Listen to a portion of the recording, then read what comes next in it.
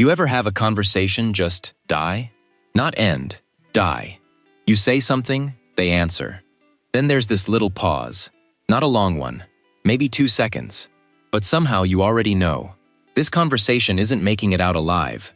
So you panic. You look around. Your brain starts searching for literally anything to say. And somehow, the best it can come up with is, yeah. That's usually how conversations go to die. For years, that was me. Someone would ask me a question. I'd answer it correctly, completely, and then I'd just stop. I'd stand there waiting for them to magically find another topic, because I genuinely thought that's how conversations worked. Looking back, I was treating every conversation like an exam. They asked, I answered. Job done. What confused me was that it wasn't always like that. Texting was different. Over text, I was actually funny. I'd think of something clever, delete it, write something better, hit send. People laughed. Conversations lasted for hours. So I kept telling myself, you're fine. You're just nervous in person. Except, months passed, then years, and nothing changed. It was always worst in 2 situations.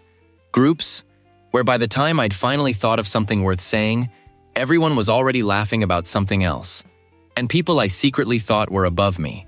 The popular guy, the confident girl, a teacher I wanted to impress. Around them, it wasn't like my brain slowed down, it just closed for business. For a long time, I thought I'd figured myself out. I guess I'm just bad at talking to people. That explanation actually made me feel better, because if that's just who I was, at least I could stop wondering why. The problem was, it wasn't true. Here's what I finally realized. I wasn't bad at conversations. I was comparing 2 completely different games. Think about texting. Someone sends you a message. You read it, you think for a few seconds. You type something, delete it, type something else. Maybe delete that too. Then you finally hit send. Nobody sees any of that. They only see the version you decided was good enough. Now compare that to talking in person.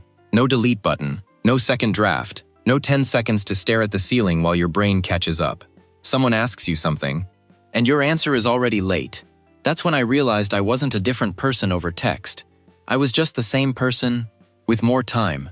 Then I noticed something else. Every answer I gave was tiny. Yeah, for sure.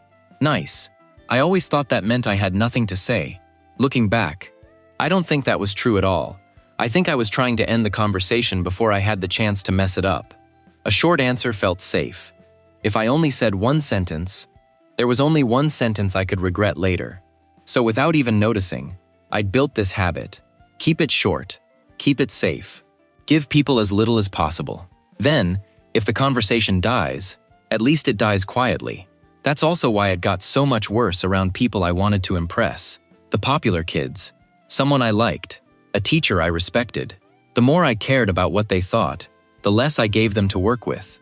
Until, eventually, my entire personality could fit into one word. Yeah.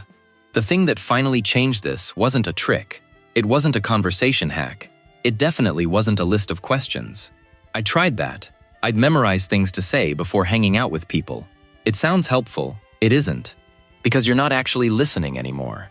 You're just waiting for the tiny gap where you can finally use the sentence you practiced. That's not a conversation. That's a performance with bad timing.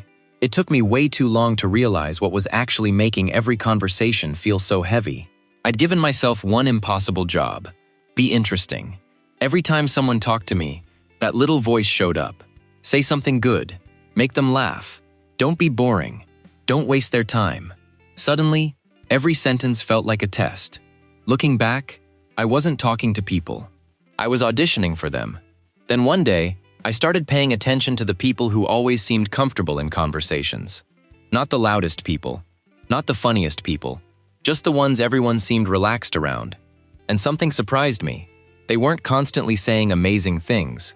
Half the time, they were asking another question, laughing at something small, picking up on something the other person had just said. They weren't trying to carry the conversation. They were following it.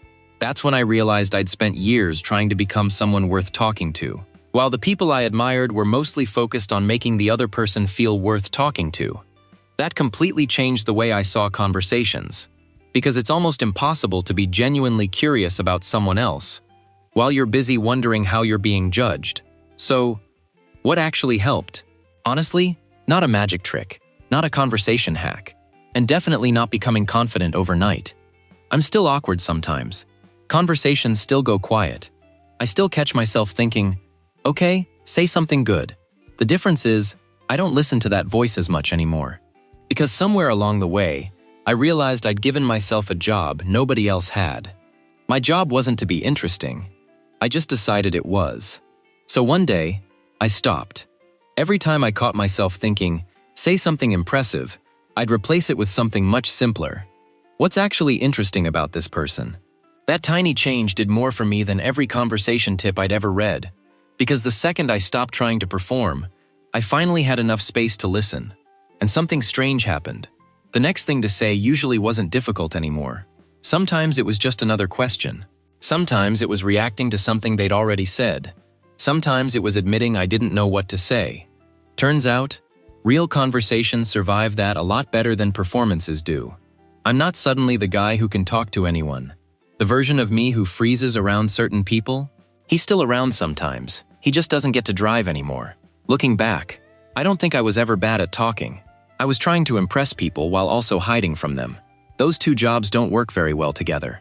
So if conversations keep dying on you, maybe you're not broken either. Maybe you're just carrying a job nobody ever asked you to do.